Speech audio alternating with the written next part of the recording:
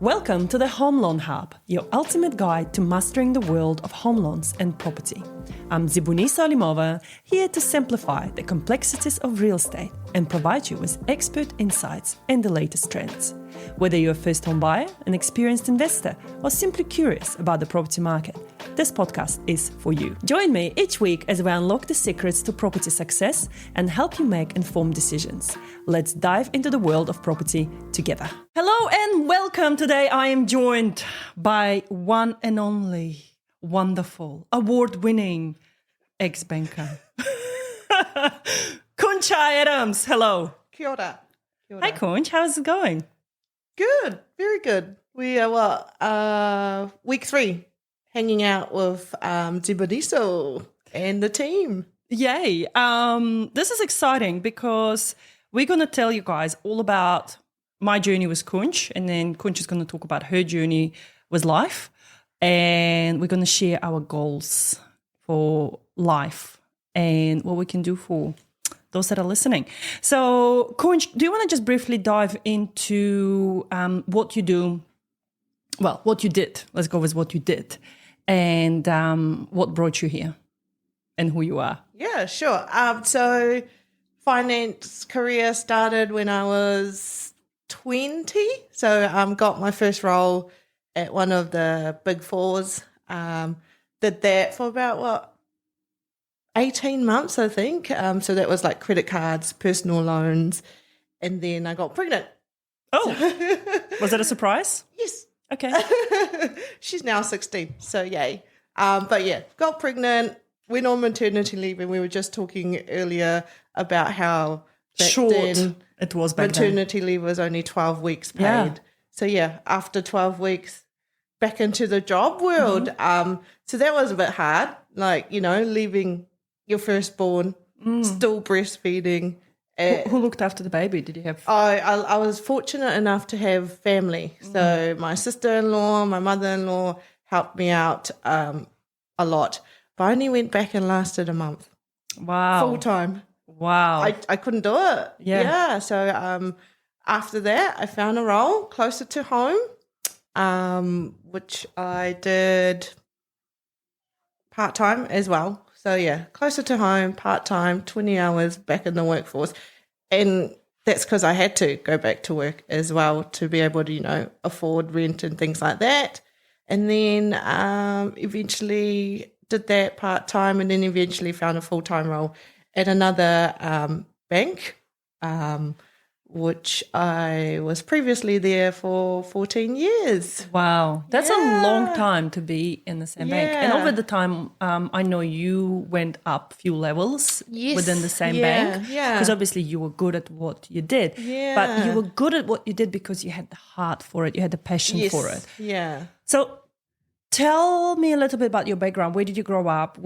You've got a very unique name. Yes. Just like me. Yes, just like you. So Khouanchai. What does it mean? And where is it actually from? means sweetheart. So I'm originally from Laos. Came to New Zealand when I was 5 as a refugee with my family, and pretty much grew up in Porirua. In Porirua, just down the road. Yeah, Porirua girl, I say. But yeah, just worked my way through my roles, and I guess, having English as your second language, you kind of have that self-doubt, and you're always like, I've got to work harder, I've got to prove myself.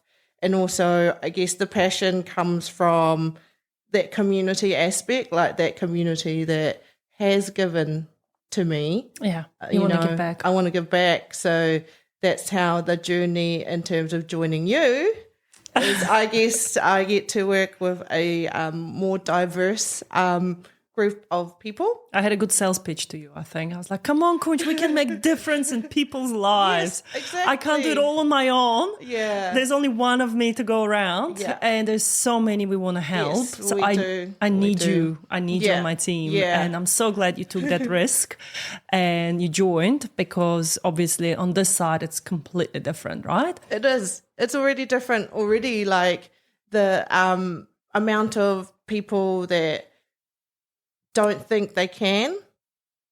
I've seen you help, And that's what I'm most excited about, is that all they need to do is just have that one conversation with us, and then it sparks up, their home buying journey, their home ownership journey, which, like I said, some people didn't think they could. Yeah. And now they are, which is amazing. And I want to be a part of that. The people that we would have declined at the bank, right? Like Correct. Back in the day when I worked in the bank, you worked in the bank, it's black and white. Yeah. It's like, if it's not grey, doesn't fit, see ya. Bad credit, see ya. Yeah. Made some bad mistakes when you were younger, see ya. Like, we can't help you. Yeah. Versus here, it's like, oh, actually, maybe if this bank doesn't, someone else will. Correct. And I've already seen that. Like, when you're at one place, you're bound by that one policy, whereas here you've got options to tap into other options as well. It's not just bound by just the one place, which is quite exciting to see. Yeah. And I can't wait to, help more, do more. Yeah. So originally from Laos, came here, was as a refugee, as a 5-year-old. Incredible story. Like, your parents must have, my God, just absolute legends to take that risk and to travel across to this foreign country, foreign language. Yeah. How many siblings do you have? I'm one of 4. I'm the oldest of 4. Wow. Like, even till this day, I don't even know how my parents did it. Like, not a single word of English. And I like to say that all 4 of us has turned out okay. I've got one sister who's a nurse, one social worker, and then I've got my brother who's at the airport. So, I think we're doing okay. You're doing okay. It's really funny because when I first met you, so let's go into this a little bit. When I first met you, I was like, who is this girl? Like, she looks like she's from Porirua. Like, because your name is different. I'm like, that does not make sense because, like, Khouanchai is a very different name. It's not like a Maori name or an island name English name. It's a very different name. But then your surname is Adams. And I'm like, well, that's a very, local surname. And then it's very Kiwi, isn't it? Yeah, it's very Kiwi. Adams, yeah. And then you look very like you're local to Porirua. Yeah. So I was like, that just blew my mind. And then I discovered, your little background there. And I was like, wow, it's amazing how we morph into the environment. The community we grew up in. Yeah. I get mistaken all the time for being Pacific Islander, for being Filipino, Hawaiian. I'll take Hawaiian. Hawaiian would be cool. Yeah, but full 100% Laos. Yeah, 100% Laos. So growing up, you lived in Porirua. Did you venture out of Porirua anywhere else? Not at all. Wow. Yep, grew up in Porirua. So you lived all your life in Porirua? Yeah, pretty much 33 years in Porirua. Oh my God. Travelled, yes, but other than that. But always came back home. Yeah, the man I met from Porirua. Yeah. Oh, your husband is an absolute honey, if I can say that. We're not going to put this on the podcast, are we? We are putting this on the podcast. We're actually going to also include a picture of you. Like raving about my husband. But we just raved about James's wife, so that's okay. Okay. That's okay. And you've got 2 kids together? Yes, 2 girls together. How old are they? 16, and one is turning 12 on Sunday, actually. Wow, 16 and 12. Yep. Awesome. So what are your hobbies? What are your values? What do you get up to in your spare time? Sports. So our family loves our sport. So I play football. So during the winter I play football for a women's football team, and I've been doing that since I was 8. I think it's a privilege to be able to move our bodies and to still be able to do it at nearly 40. So I think I'll continue to do it until my body tells me to stop. Yeah. And then, of course, rugby through Hayden. The girls, one's a netballer and then one's a softballer. So we're very busy in our sports life, I think. And then we've got the 2 girls are also very into their Māori culture. So they participate or perform in their kapahaka group and things like that. So I feel like I'm like an Uber driver for them, driving them to all their sports and all their extracurriculum activities and things like that. But that also, being a part of community, right? Like and that's the beauty of what we do as well, right? Yeah. Like, it's quite flexible. we can pick up where we were left off sometimes, and whether you need to pass it on to a colleague and then run off, do a drop-off, pick up, whatever, and then at the same time meet someone from the community that actually might look distressed, and you might just even ask a question of, hey, how's it going? And they might say to you, the roof is leaking, can't afford, or can't, I don't know how to repair it. And you could be like, hey, actually, we can help you with that. So this is what I found from my journey. And I think this is what you will find as well. That's what I'm looking forward to, is just being able to help solve those problems that you think they think they can't, sort of thing. Yeah. I mean, like, even myself on my home buying journey, like, I think we were like, 10 years ago, we've bought our first home and didn't think we could, sort of thing, and we managed to do it. And then, we've just kind of stepped in the property ladder since then. Yeah. Have you learned much about money growing up? Like, what's your background? No, so I wish, because obviously money was always tight. Yeah. When we were growing up, it was just enough for food, sort of thing. I got my first job when I was 14 because I wanted to have things that my friends had. So, the latest kicks, the latest, branded stuff. My parents couldn't afford it. So I was like, I'm going to get a job. I'm going to go and get it myself. But then with the job, I was always spending because I'm like, I've got the money, I can spend it, sort of thing. Nobody told you. Nobody told me. Nobody told little Khouanchai, don't do that. Put your money into shares, put your money into savings, put your money into somewhere, Not right? even into shares. It was like, I think at 18, you get your finish college and then you get your full-time job at $8 an hour, I think it was, or something like that. And you're like, yes, I got a bit of money now. But instead of, putting some away, it was, I want to buy a new car, sort of thing. So, you spend you get a loan out, you spend like 20 grand on a car, sort of thing. And it was a whole culture at that time, wasn't it? I mean, I'm not sure about now, but I remember the moment you turn 18, it's your rite of passage. You got to go get a car loan. You got to go get a credit card because that's a credit record on your file that you have to get. Correct. Nobody educated us better to not do that. Correct. Nobody just said, hey, maybe don't spend 20 grand on the car, spend 5 and use the other 15 as a deposit for a house. Because I kid you not, if someone had just said that in the mindset I am in now, I would probably have 20 properties, sort of thing, because you spend 10 years, it's not a 5-year loan. And I think also if I hadn't gotten a job at a bank, I probably wouldn't have the financial literacy I've got now. And that was going to be my question. Like, did you learn this now because of what you did and your job at the bank and how you've seen people operate their money? Yes.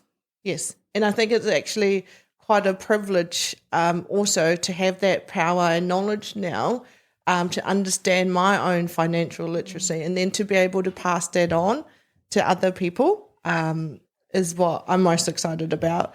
Is actually, yes, I can help you with your home loan, but then we can have a chat about everything else as well and help plan, your future, or like help them achieve their goals.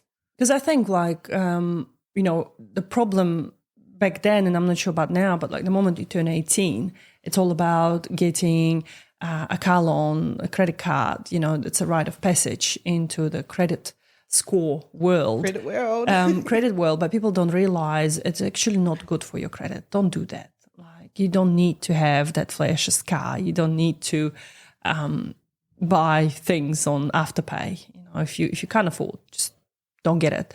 And maybe redirect your money into smarter ways. And luckily we've got KiwiSaver now, right? Back then we didn't have a KiwiSaver. It only came in 2008, I think, 2009. So I've missed out on KiwiSaver.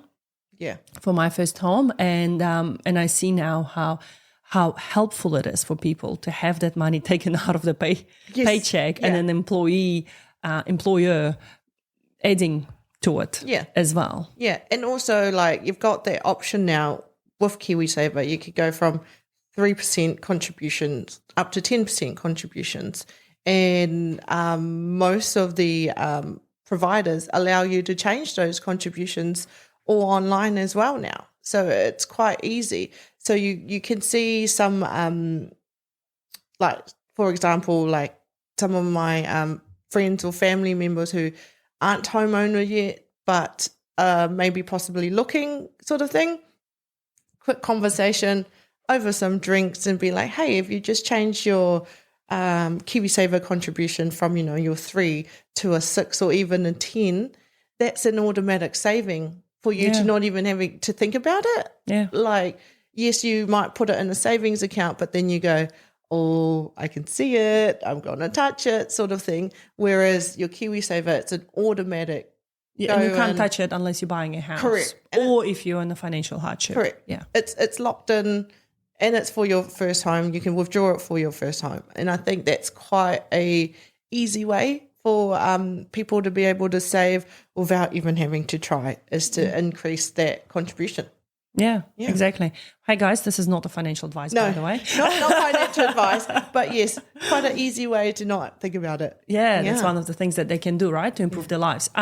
So back to you. So growing up in Porirua, not knowing much about money, landing a job at the bank, learning about money. Now here you are, you've got a property, you've got some other big goals about where you want to be and what you want to do. And then you meet me. Yeah. And I say, come over. And you're like, no. Yes, guys, she's been trying for a while. You're like, no, I'm not. I've got a really good job at the bank. What appealed to you? I know we've touched on it just briefly about helping communities and stuff. But what else appeals you about this job? I think it's a different challenge, right? Like, yes, I've learnt one bank's rules and regulations sort of thing.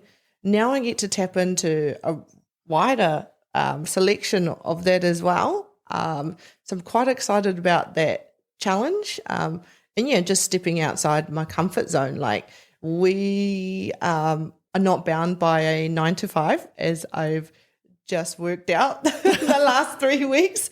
But then it's like a give or take as well. So I'm really looking forward to that flexibility as well. Being able to do this role from anywhere, as you've already proven as well. So you can help anyone from anywhere as well. So, yeah. Well, yeah, last year was fun. I think I've traveled to multiple countries. I was in Turkey, I was in Tajikistan, I was in Russia, I was in Prague, and throughout I was in Sydney. I think, gosh, I've covered half of. And you were working. And I was working. Through that time, like, I remember a phone call, Khouanchai, I'm in Turkey. I'm like, what are you doing there? Yeah, and poor banker Khouanch was just sitting there going, and I'm sitting in the bank. I would have been Turkey too. Yeah, so I think, the flexibility of that as well. And no day's the same, right? Like, we were quite structured where we were, and there's what they call an operating rhythm where there's a meeting, there's lunch, there's this, there's that. Here, you're free for all, basically. So I know you're missing the coffees at the bank, the coffee breaks. Coffee breaks, or no. But it's like you've had Zoom meetings of clients at their time as well. So, like, you've got to always be available for the clients when they're available. So, yeah, that is something that is obviously exciting, but also adjusting to working at 7 p.m. or 8 p.m. Which I love, because for me, obviously, it works because I put my babies down to sleep, and then I call them babies. I know they're not babies. They're still babies. They're always babies. Because I do like to spend that time in the evening with my kids. So between 6 to 8, this is our go down the bedtime routine of me lying down with each child and making sure we catch up on how the day has been and, what they're grateful for, how's it going, and any challenges. So I do a lot of coaching with my kids. Well, I don't even know how you manage to do all that and, be a boss lady, so that's quite inspirational as well. You know, managing a household of 4 young ones, little wee ones, as well as, creating and growing this amazing awesome team that we have now, right? Amazing team, amazing business. that you chose me to be a part of, which I'm like, me? Yeah, I mean, there were lots of other options. Exactly. But definitely, I picked the best, I reckon. I reckon like the paths have crossed and they were meant to cross. Yeah. The fate brought us together. Yeah.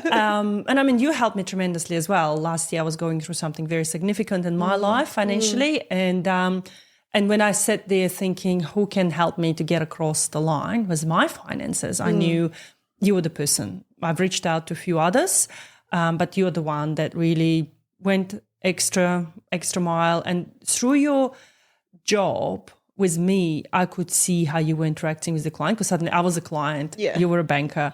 I could see your passion in it as well. Yeah. That, you know, you were also replying to me outside of work hours and stuff like that. So you definitely went above and beyond. And that to me proved, okay, she's the one. I sort of tested you. I think there was a bit of a test there, Khouanch.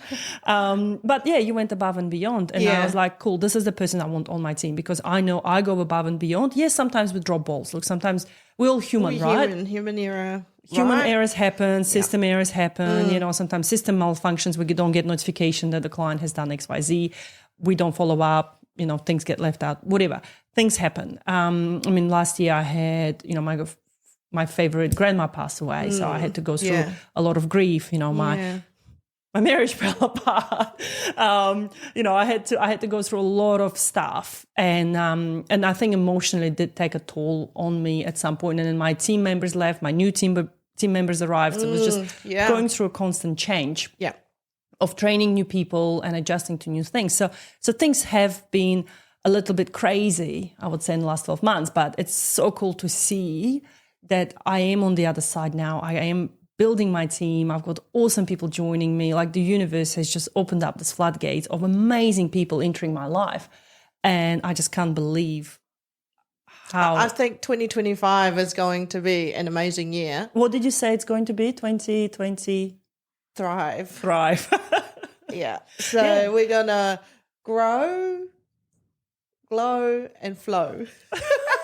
I love it. I think that's what it was, right? Yeah. That's the motto. Yeah. And I think, like, I'm excited about bringing your wealth of knowledge, because you've been in the bank longer than I have. I've only spent in the bank 6-7 years, and I've been in this industry for 6-7 years. So together we've got a few more years than me. But I think together we bring like almost 30 years of experience, 30 right? plus years of experience, and we together. Can share that. And the goal is to do this sessions, you know, on daily basis and share our knowledge with people as we have different case studies coming through. Because as you've seen, we're dealing with all sorts. Yes, right? I've seen. What have you seen so far? Tell me, like, you've only been a few weeks here. What have you seen so far? Well, one is a property that is situated on the street. You're gonna mention that one, aren't you? Yeah, well, it's just like, it blows my mind that, you know, that is looked into where the property is on the street with gang members. You know, I'm just like,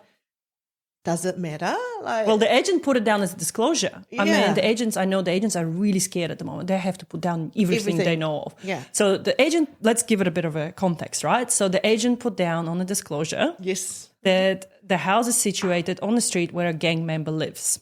Correct. The bank has picked up on it and sent it off to credit. yes. And then what happened? And then they didn't approve the property. Yeah. And that's just shocking. I'm just like, but that's the choice that the purchaser has chosen to buy that property.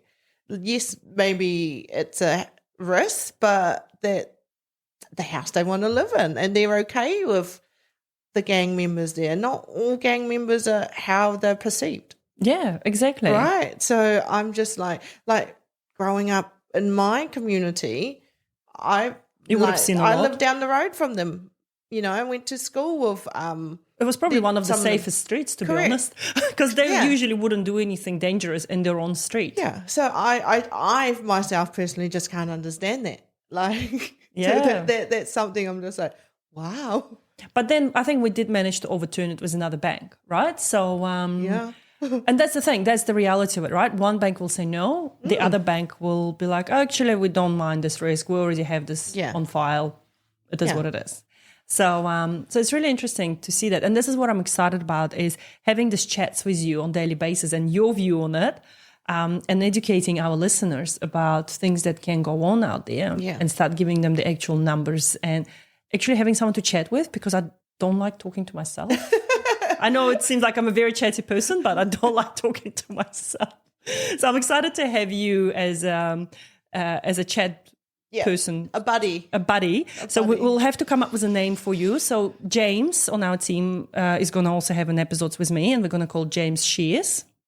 I've decided. I made an executive decision. Okay. Haven't run it through with the producer, Matt, but it is going to be James Shears. James shares his knowledge. Yeah, James Shears. And Khouanch, what are we going to do with you? Oh my God, I haven't even thought about it. So there you go. There's your homework. Yeah. Think about what you want the episodes to be called. Yeah. And we're going to do this on daily, weekly basis, because I think this is important to bring that message across to people, that none of the two situations could be completely different. Yeah. Yeah. Or we could go crunch back to basics or something like that. Like, just like break it down. Like, I mean, like, buying a home is already confusing. Like, you've got LVRs, you've got deposits, you've got KiwiSaver, you've got this, you got that. I think if you just like do a back to basic, just, what's KiwiSaver? What's LVR sort of thing, I think that is helpful. Because again, in just coming on in my last 3 weeks, actually people don't actually know. Like, they don't know that. My staff members or no, like clients. Oh, thank God my staff know what it is. I would be in huge trouble if my staff didn't know what LVR is. But I took it for granted, because I guess where I left, my last role was, working with high net clients who are very well educated and know all that. So I think if we, peel it back to basics and just explain everything in easy to understand language. Yeah, exactly. Because like you, English for me was a second language as well. I didn't know much about finances. I had to learn it all the hard way, and also through the banking career, I've learned a lot. So I think, breaking it down back to basics and dealing with people on a human level.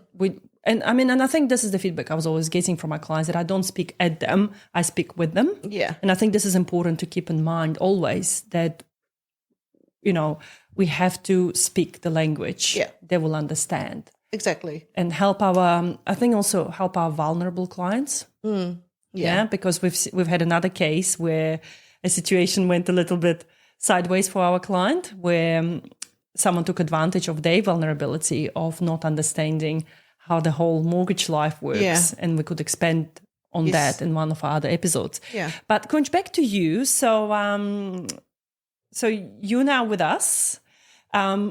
We've talked about the opportunities you see. Mm-hmm. We've talked about the challenges that you've had. What are your goals for the next 12 months? What are your big goals? What do you want to do? I think my big goal is just to be visible out in my local community, so out in the Porero area. I think that's a little area that needs a bit more financial literacy and things like that.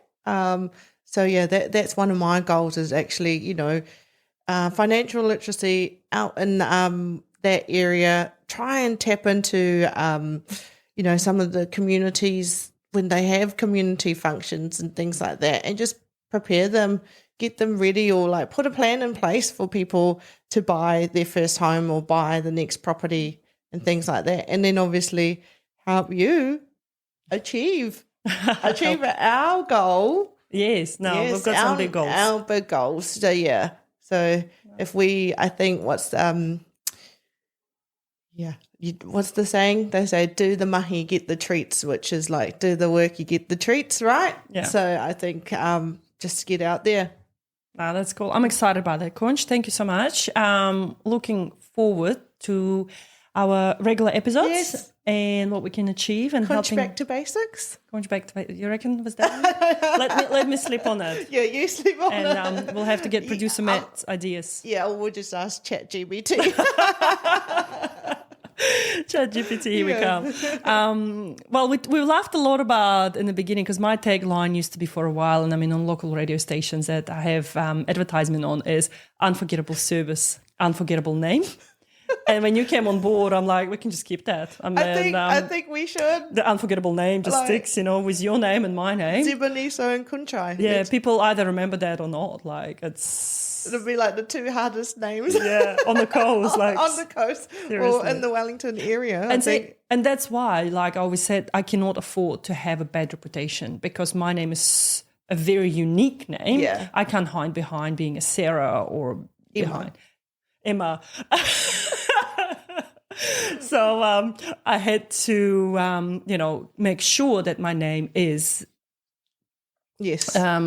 holds up its own value and reputation. So, Khouanchai, I'm sorry to say, you're now in the same boat as me. Oh, she's setting the bar high, guys. You cannot fail. No. You cannot have a bad reputation because of your name. No. You can't forget Khouanchai or Ziboniso. No. Yeah. No, you can't. So here we go. Thank you so much for coming on board today and sharing about who you are. And let's see. Yeah, what we let's can do. Go. Let's smash 2025. Yes. Here we come. Let's go. Thank you for tuning into the Home Loan Hub. I hope you found today's episode insightful and full of valuable tips to help you on the property journey. Don't forget to subscribe to stay updated on all things real estate and the property ladder. If you enjoyed the show, leave a review and share it with others who might benefit as well. Keep an eye out for the next episode where we'll continue to reveal strategies for property success. Until then, keep making savvy decisions and unlocking your property potential.